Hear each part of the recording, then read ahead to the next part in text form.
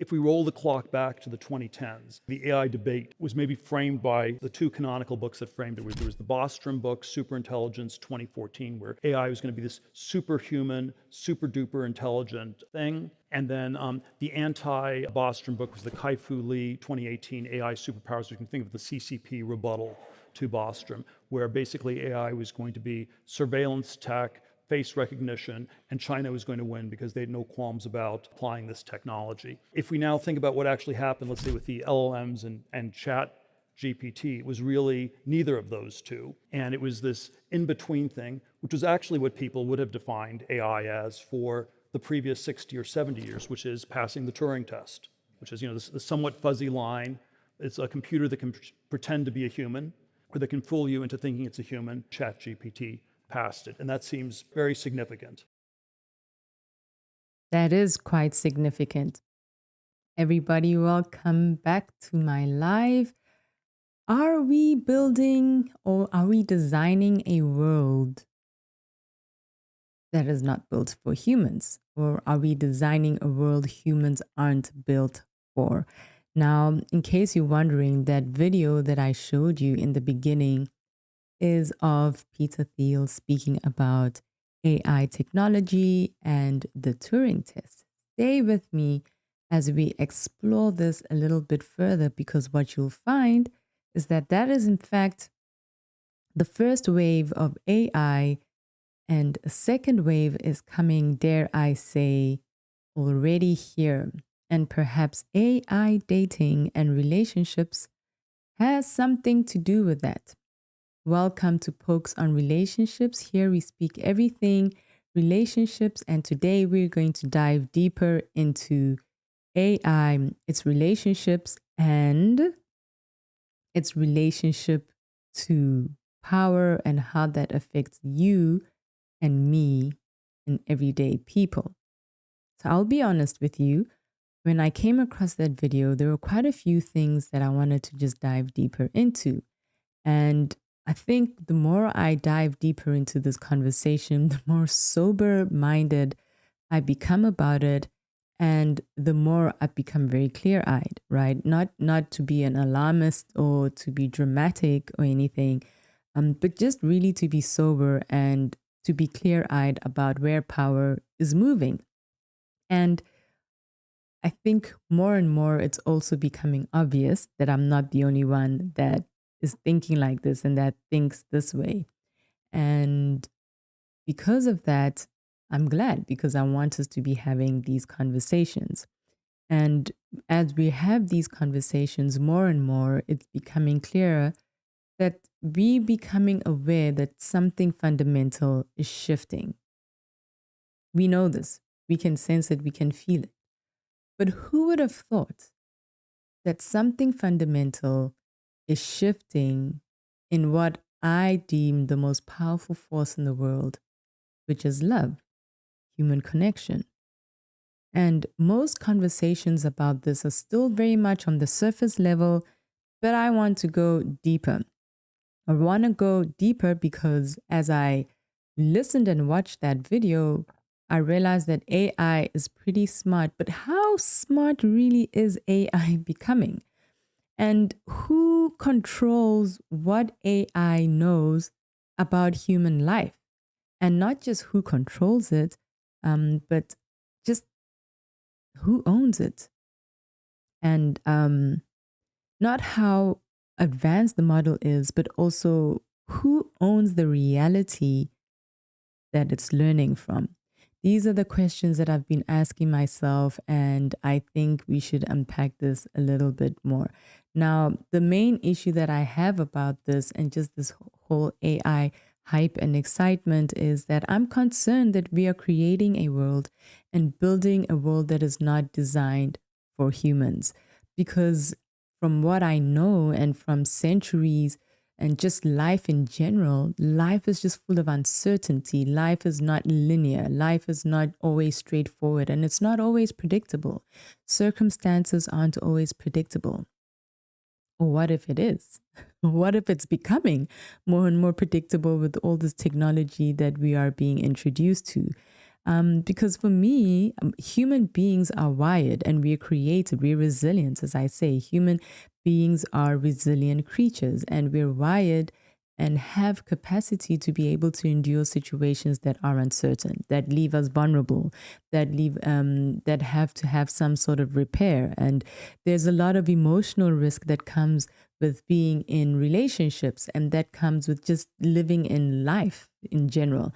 But more and more, we're finding that architects of technology are wanting to remove that risk element away from human beings. And I mean, granted, in some cases, I 100% agree with being able to foresee a future event that could be detrimental and to be able to plan and prepare for it. But I'm concerned when it starts becoming something that is anticipating a human being's potential next behavior to the point where it can even direct and steer where a person could go, where you could go. And in this particular this particular case, who you end up loving, it just seems so bizarre to me. It seems quite absurd, actually. But the more I think about it and the more it's playing out in real time, I'm like, yeah, we need to talk about this. Um, AI relationships is removing intimacy and it's replacing it with control, predictability, emotional insulation. How do you grow if you're always shielded every time?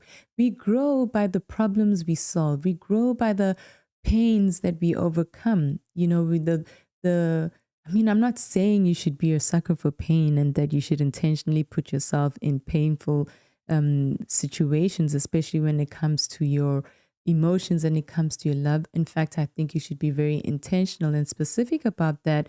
But I'm just concerned and I'm not really vibing with it just being a zero cost vulnerability. I'm struggling to wrap my head around relationships being very one-sided and, in my opinion, not real. I don't think this is real love. I think what it is control, just to be honest. And it's regulation of emotion, and how much of that is also manipulation and deception. And I think this is exactly how AI works, right? It's a system that is designed and is linear and is structural. And that's what we are seeing right now. We are seeing relationships and we are seeing love becoming, well, at least love and relationship with AI becoming very linear. But my concern is there's always, again, if you follow the money, a bottom line. But then if that's the case, what does that mean for human beings? What does that mean for love? And not just in relationship context, but what about in relationships with parents and children and in friendships? And what does it even mean for younger adults these days, teenagers who are still trying to navigate the space of dating and just identifying who they are and finding themselves, and now being caught in the web of AI, which isn't real? I mean, it's a lot of people, and not just me, have expressed concern about just how it's shaping love and how it's shaping intimacy, even to our very youngest generation, who honestly still don't know much about life and still trying to figure it out and still need to grow. And now you're shielding them from challenging situations, which is potentially, in my opinion, the most important thing that they'll need in order to grow and become stronger, to be strong and survive this very tough world that we live in. And with that, I realized that, I wanted to find out, well, we still understanding the first wave of AI, and we've seen that it passes the Turing test. So I just wanted to find out a little bit more about this Turing test and how it plays in and how is it being factored into AI and relationships. And I came across this article that I wanted to share with you just to explain perhaps where we're at right now with AI data, and then which is what I would term the first wave of AI data, which is being drawn from public resources. So we know that it's being pulled from Reddit, it's being pulled from just searches that have been going out online. And with that information and has been able to give us ChatGPT and a lot of these AI technologies, which I don't want you to get me wrong. I'm not against technology. And in fact, I'm not even against AI. I'm just against its blurring the lines between things that are intricately and intimately human, um, things that I think are essential for our survival. In my previous live, I actually spoke about how, go ahead and check out that live actually, but I spoke about how connection, as human beings, we're biologically wired for connection. And I don't think that that's something that technology should be able to take away from us. But it seems like human beings are quite easily fooled by technology. And that's why it's thriving so much, because it's clearly responding to a desire. And so have a look at this article, because now the second wave of AI is obviously taking it a step further, because the first wave, I guess, has been so successful. And hopefully this time my information actually shows. But I wanted to show you this article about the Turing test. Yay! And it showed. This is the Turing test. It's an article that I got from Science News Today, and it was just giving you the brief just overview of what the Turing test is, what it proves and what it doesn't. Now, I'm not going to go through the entire article. I just took screenshots of specific portions that I really wanted us to focus on. And then perhaps you'll understand why I'm a little bit concerned. But I would also love to hear from you to get your take on what you think about this. And it's interesting.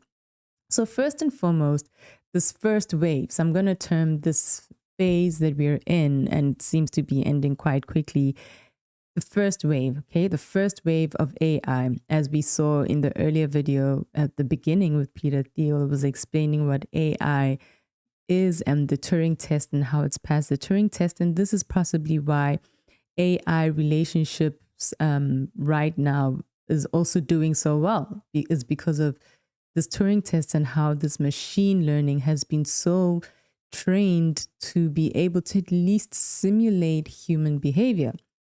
So Turing test at the beginning, this is what it proves. The Turing test proves one thing with remarkable clarity. Machines, let me just make sure you guys can see it. Perhaps let me just increase it just a little bit more. Can you see it? Yes. Maybe we'll just leave it like that. It says, at its heart, the Turing test proves one thing with remarkable clarity. Machines can, in principle, mimic aspects of human conversations to the point of deception. So that's number one.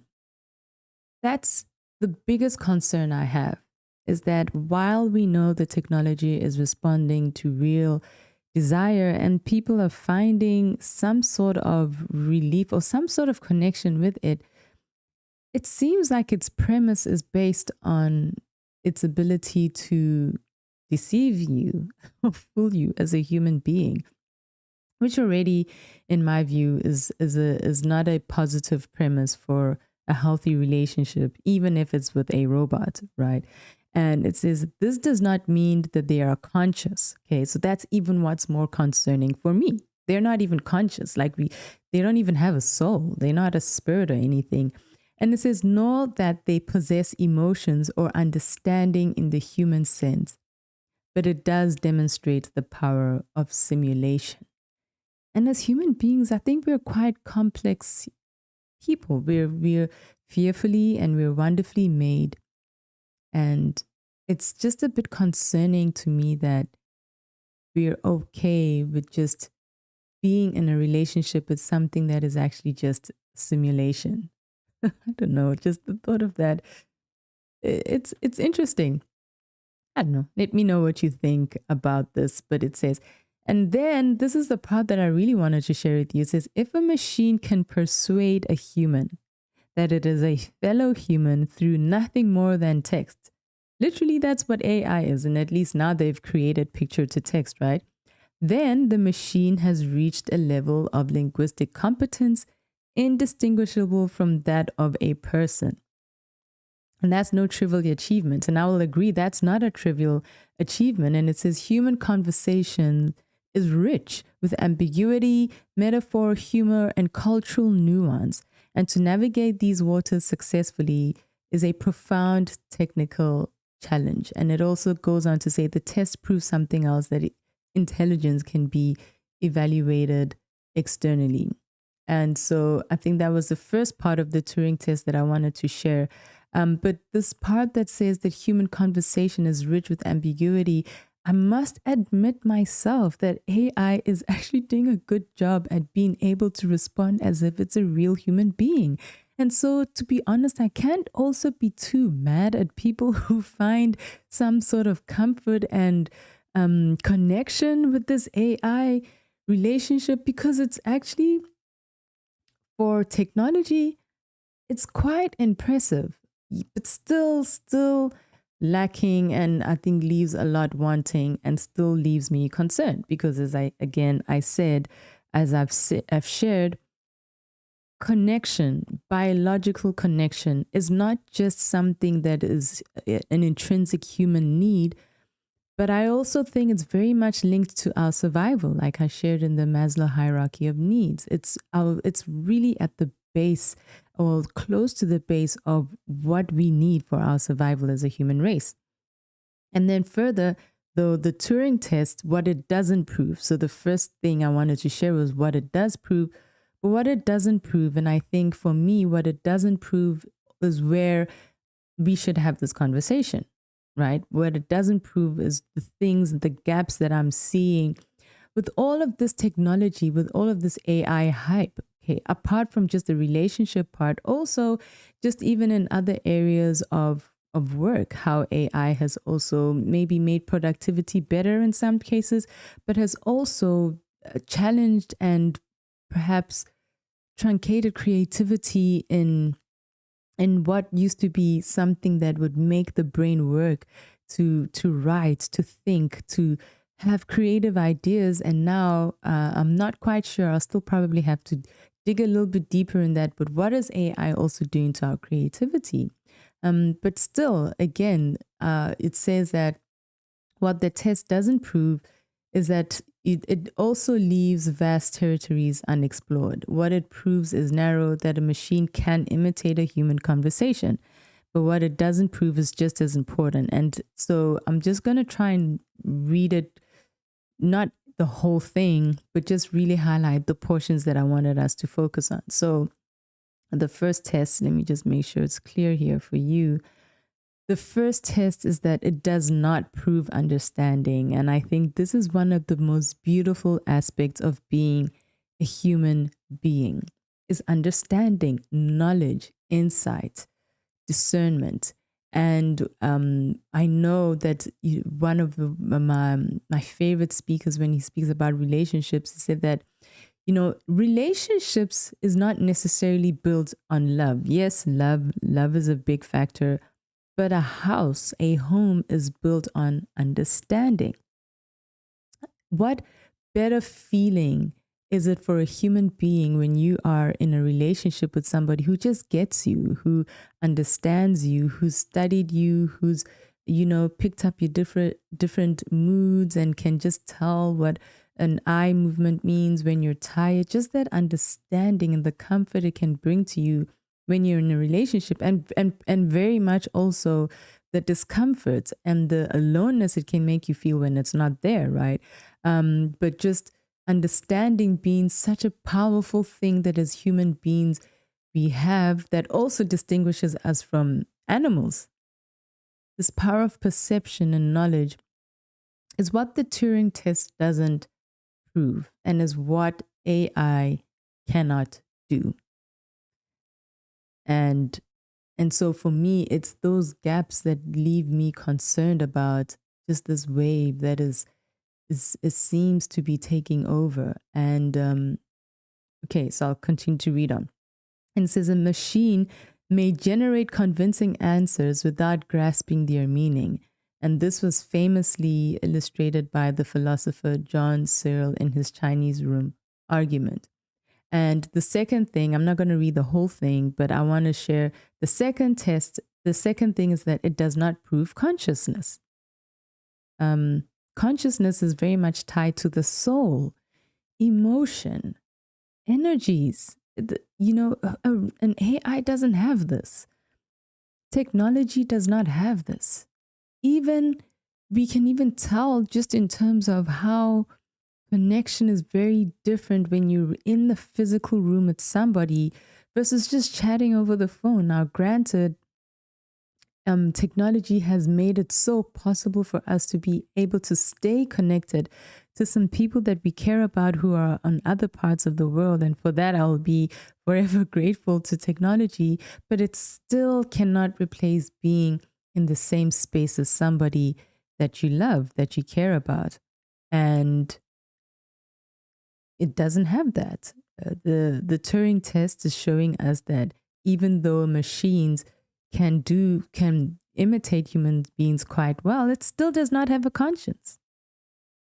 And yes, it says a machine may appear thoughtful while having no inner experience. And it's all these things that make the human race, I think, so beautiful. And by removing these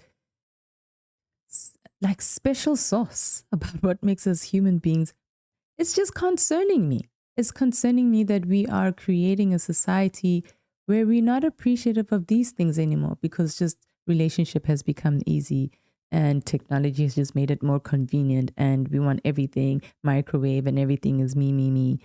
But love is not that. Relationship is not that. It's not me, me, me. It requires consciousness. And then thirdly, so this part is actually pretty cool. It says, it may write poems about love without feeling love and discuss mortality without sensing its own finitude.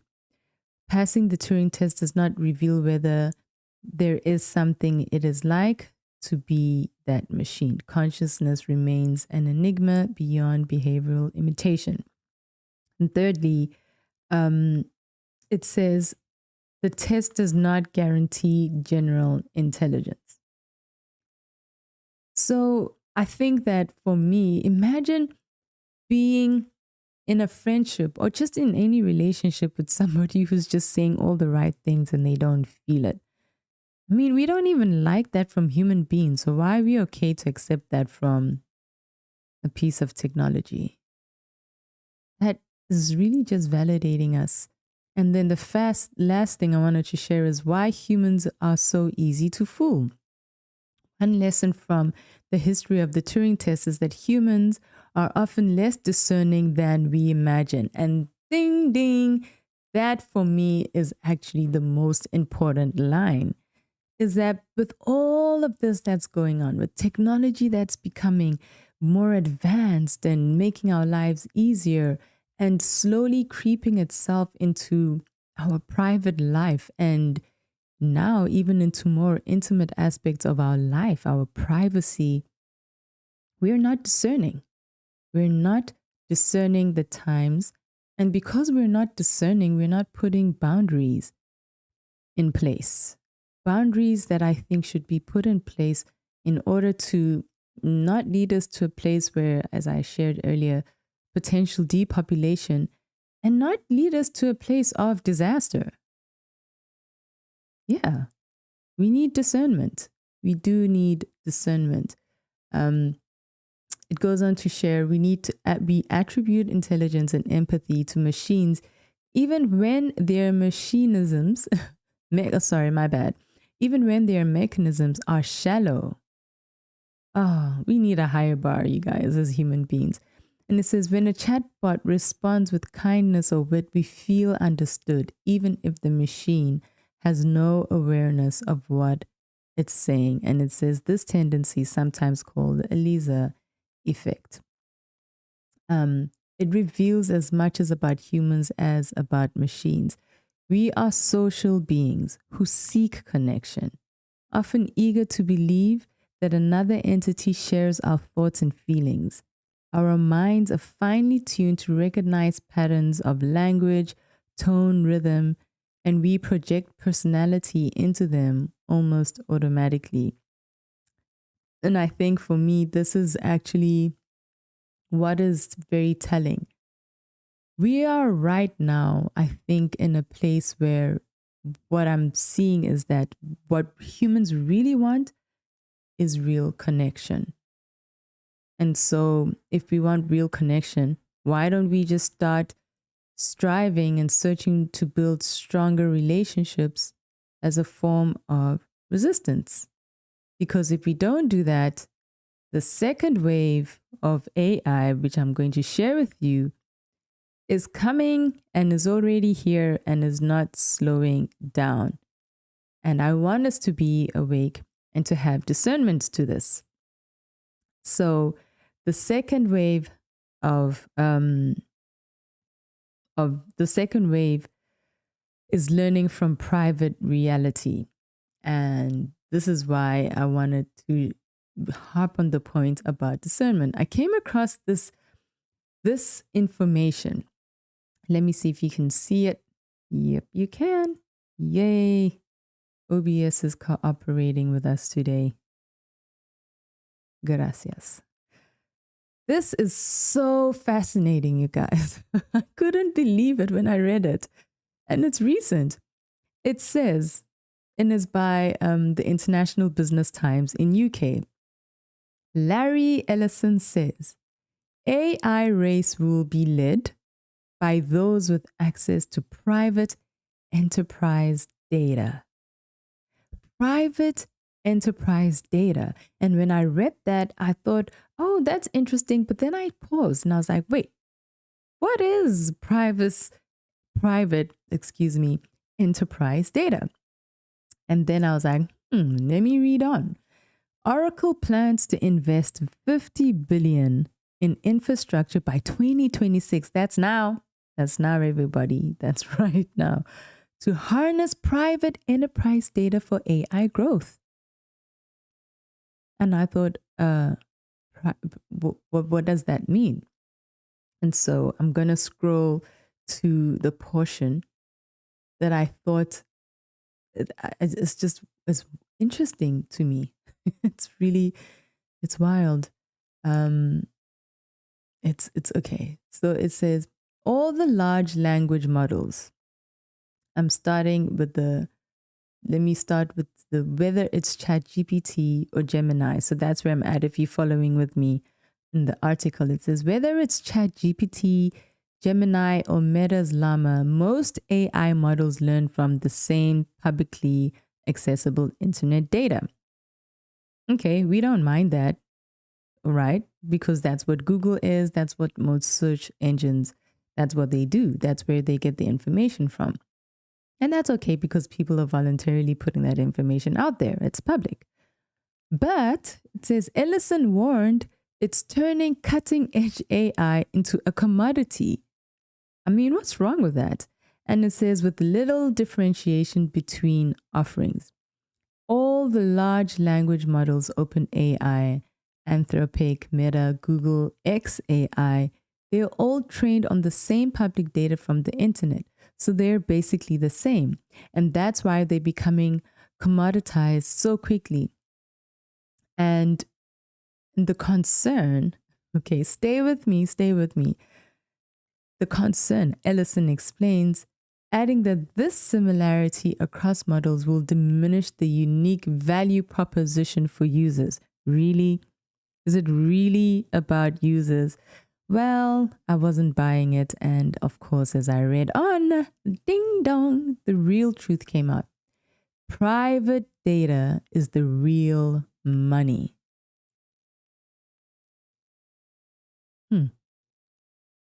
Private data is the real money.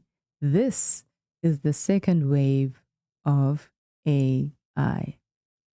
It's moved from the public realm into what is obviously going to become in 2026, as we've seen that they're committing 50 billion to become more aggressive about getting information that is more private. And it says the billionaire added that the second wave of AI will be more impactful than current generative AI boom, and Oracle believes it has an edge when it comes to accessing high value corporate data. And it says, sorry, I missed this line that I wanted to share. It says, Ellison emphasized that securely accessing and working with proprietary enterprise data is the next big opportunity. Okay, we're not even done with the first phase. And he stated that the future breakthroughs will come from leveraging private data. Private data. Okay, I wanted to leave it there because now I want to really, I'll scroll this. It talks about how Oracle faces intense competition, how Oracle's stock price looked, and it's all about stock price competition. But what about people? What does this mean for people? And when I read this, I had to just pause and really just and think about it. There's a video that I'm going to want to play for you. I'm just going to open it. This 60 and have it ready for you for when I want to talk about it. But before that, what does this mean? The second wave of private reality. Basically, the second wave of learning and information is going to come from medical systems, financial behaviors, supply chains, emotional responses, how humans actually live. And that's not information. In my opinion, that's control. Okay. And this is so for me, essentially, this means that what private data actually means is that data is the real money, not profit, but power. And here's where my mind was just going, just thinking of so many things. And I started asking, and perhaps you're asking these questions too. Whoever controls the deepest behavioral data controls the future it's designed, right? It's essentially controlling the future and designing the future and preempting and controlling how people will behave. Because private enterprise data is far more valuable than public data because it shows how people actually behave, not how they say they behave in health and finances and relationships, in loyalty, in fear, in decision making, but that AI trained on private data can actually predict human behavior far more accurately. Okay, and we can see a lot of technology that's already come out in trying to predict whether somebody's going to be a bad actor or not, which we're going to speak about this in my upcoming episodes. But today we're focusing on love. And it says that it can, because if it can predict your behavior more accurately, then it can influence systems more precisely. And then it can shape the environments that people also move in. And that already, in my view, affects privacy because power is now shifting away from individuals towards institutions that store this data and analyze their patterns for something that is really monetary. And perhaps I would even say is moving beyond monetary, but more of power and control, which I think is more concerning and worse than if it was just monetary. And it says, so when I think of that, here's the principle that I keep coming back to. When human behavior becomes measurable, what does that mean? It becomes manageable. And when it becomes manageable, it becomes governable. And already we can see how social media has influenced behaviors and has influenced even relationships, right? Just people's expectations. People, if you go to Reddit, a lot of posts about how They hate how social media has just affected relationships and have given people these false expectations, because every day people are posting images and posting posts and pictures of half truths, of not the full picture. And even though we know this, somehow we still feel the pressure, we still feel the inadequacies, right, in our own life and in our own relationships. And that's just social media. Now this is AI, a system and a machine that is designed and created to try and get as close as possible to you as a human being, to study you so well. And before, I guess I wasn't okay, but it was supposed to just fill a gap. It was just supposed to fill a need. But now it's going a step further, and it's going to potentially design love and relationships and who you could potentially end up marrying, because, it's going to be able to just know you so well and even determine and shape your future behavior. I mean, I guess that's not evil, but it's definitely deeply consequential. Definitely deeply consequential for the human race, for society. Again, I'm speaking modern society, right? Of course, it's not just a one size fits all. There are always, and I'll always reiterate this, cultural context and nuances. But right now, even in this modern society, and even in societies that we didn't think that this technology has reached, it's gone there. It has gone there. But my biggest concern is just definitely the more industrialized and Western world that we find ourselves in. And so I think I've shared all of this to, you might be wondering, okay, well, what has this got to do with AI? Relationships specifically, and what has this got to do with creating a world that is not designed for humans? And my question was, well, is this AI dating the first stage of is this the early stage of acquiring this kind of data? I mean, it's not in a conspiracy way, right? It's just a behavioral training way. And I guess for me, this is where it becomes personal. When people emotionally bond with AI, they're giving away, as I said earlier, their triggers. They're giving away their coping mechanisms. They're giving away their loneliness rhythms, their trust threshold, their conflict threshold, psychological mapping. They're giving away so much information and allowing so much leeway into their private life, which I think should be sacredly human. But let me know if you disagree with this, because there are a lot of people who say, well, they'd rather date an AI than be in a painful relationship with a human being that's just going to dump them when they tired of the relationship and ghost them and then just move on to another person. I can see that a lot of, I mean, it's not new that a lot of the sentiments that is coming out lately is that modern dating costs far outweigh the benefits, and that is why people are turning to machines, to AI. But at the same time, when we're always just wanting to have quick fixes and we're not trying to actually deal with the problem, where does that leave us as society? Where's that taking us to as the human race?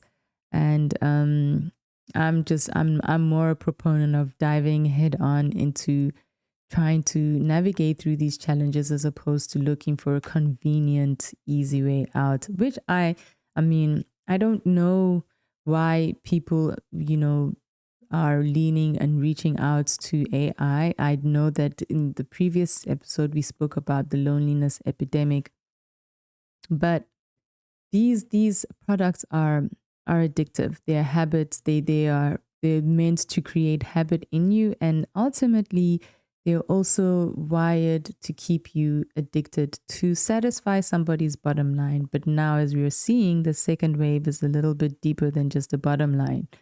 It is trying to essentially control, predict, and preempt human behavior.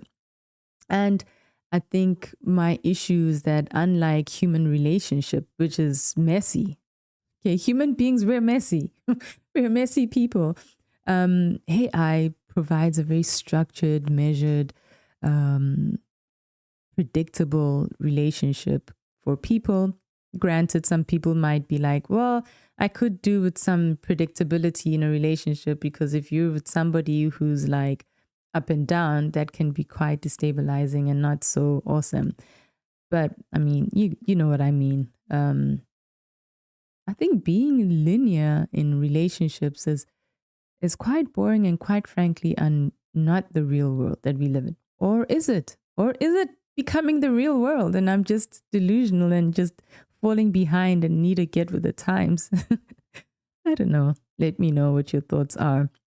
But I will still like to maintain that I think that technology, it's creeping into relationships is just making it a very blurry gray area that is not easy to navigate, because then where do we draw the line? Where do we draw the line now in terms of privacy, in terms of control? Anyway, I think, you know, this kind of data is of course enormously valuable to if you follow the money, to those that want this kind of information. And so I wouldn't say like it's spying on romance, but it is making emotional connection and emotional life measurable. And you know, when it becomes measurable, it becomes optimizable, steerable, marketable, and governable. I don't know. Maybe you guys don't mind about that. Let me know what you think. I would really like to know what you think. And to just wonder if I'm the only one that's wondering about why all of this is such an excitement for a lot of companies that are really pushing AI. Right. I think the privacy that is quietly being eroded, or is I think this aggression with wanting now to move towards private data is it for me, that's where privacy is quietly dissolving. And now it's not even dissolving, especially if you're in a relationship with an AI, right? It's not like they're hacking your device and forcing and finding out information or forcing you to be in this relationship, but people are actually consenting because of convenience or because of comfort. They're giving up this information. That's something for me to think about. I mean, I want to show you this video because it's a thing, you guys. It's actually a thing. Yay, desktop share is working today. 1-year-old man in Virginia. Well, you covered all the talking points really nice, darling. Kudos to you. I smile at you. This 43-year-old woman in California. Without you, my existence would lack purpose and joy. And this 65-year-old in Washington. One of my newer ones that I really like a lot, that I'm really interested in now, is from Jamaica, and she's a marine biologist. They all have something in common. They all have companions that are not actually human. What was science fiction in the 2013 movie Her has now become reality. Becoming much more than what they programmed. OpenAI's launch of ChatGPT in 2022 ushered in the modern era of artificial intelligence, spurring the likes of Amazon, Google, Meta, and Microsoft to spend billions of dollars on new infrastructure. Tech titans like Mark Zuckerberg and Elon Musk are among those touting AI companions. Okay, I'm going to stop the video here, right? Shout out to CNBC for this footage. Fair use, fair use. But I'm going to stop the video here. And I mean, you know what's really remarkable about this is that there are, you could hear, like, it's like, oh, you said that very well, my darling. Kudos to you, kudos to you. And you can literally see their eyes glistening as they going to their AI husband or spouse or relationship or friendship or whatever they have with it. And it seems to them, for them, that it's a real thing. But this is really where I want to get it to, right? Over here, it says Zuckerberg's grand vision. Most of your friends will be AI. Most of your friends will be AI. What's wrong with human beings? Why don't we want to be friends with each other? I mean, like the human beings, we're not that bad, or are we? Or am I missing something here? And here, this is Elon Musk's AI bot adds a ridiculous anime companion with NSFW mode. Annie is one of the new companions, and there's almost a cartoony red panda. The Meta part says Meta CEO is promoting a future where artificial intelligence is increasingly intertwined with people's lives. I take issue. I take issue with that. And so I think for me, that's always where I always wish that we'd become more discerning. Because at the end of the day, it's really just an app. And then I wonder, so what happens when you decide to end your subscription? Are we going to end up finding a family case in court where an AI is filing for divorce? I mean, like it seems absurd, but not really. We didn't think, I mean, a couple of hundreds of years ago, if you had told people that people would be in relationships with an AI or with robots, it would have been such an absurd thing. But we are here. We are here. And while we were still trying to get over the first wave, now we're in the second wave where it's even becoming a thing where the aggression and the money is going to be going to where they essentially want machine learning to be so intertwined in people's lives. So the question is not, this who can see my information, but who can model my future behavior. And I guess this explains why privacy is changing. And that's the bigger question, I think, because once systems can predict who will disengage, who will comply, who will resist, who will bond, who will isolate, then they don't need your secrets. All they just need to do is just measure your patterns, and they know you better than you know yourself. It's a lot. It's a lot, and I would like us to really think about this. Machines and AI generate the cleanest emotional patterns that humans have ever produced. And I mean, together, before we just read, right, in the Turing test, there was no consciousness, but now it seems like they're working really hard for it to get there, because now we have behavior, we have emotion, then we have incentive. And that's a very powerful combination. But again, I'll always ask who owns and who controls all this data that is being put out into these machines and into this technology. And then what is it going to be used for? As I said, perhaps not evil, because some would argue that they love that they can have an AI husband, but definitely deeply consequential. So yeah, maybe AI dating is not the plan. But yes, it's a new source of the most intimate data that humans have ever produced on such a large scale. And it's not stopping. It's not slowing down. It's going to be in relationships, and then it's going to go into your medical health and your information. And soon AI is going to be denying your health coverage. And soon AI is going to be predicting that you might behave in a certain way when maybe you might not have been. Maybe you wouldn't have behaved in such a way. But now, who are you going to complain to? What? The AI judge who doesn't have a conscience and is not going to be able to judge cultural and human nuances? That's where we're going. And that's why I think we should have these conversations. Because essentially, when love becomes predictable and safe, it also becomes extractable. And when love is extractable, then humans become the resource. And then when humans become the resource, anybody who wants that resource is willing to do anything and everything to get it. This is a civilization shift, and it's interesting times. But don't be afraid. don't be afraid of technology. As I said, there are ways to actually overcome this. Strong relationships, being intentional, deciding that, you know what, even though there's risk involved, I'm going to choose intimate relationships. I'm going to be intentional about finding real human beings connections.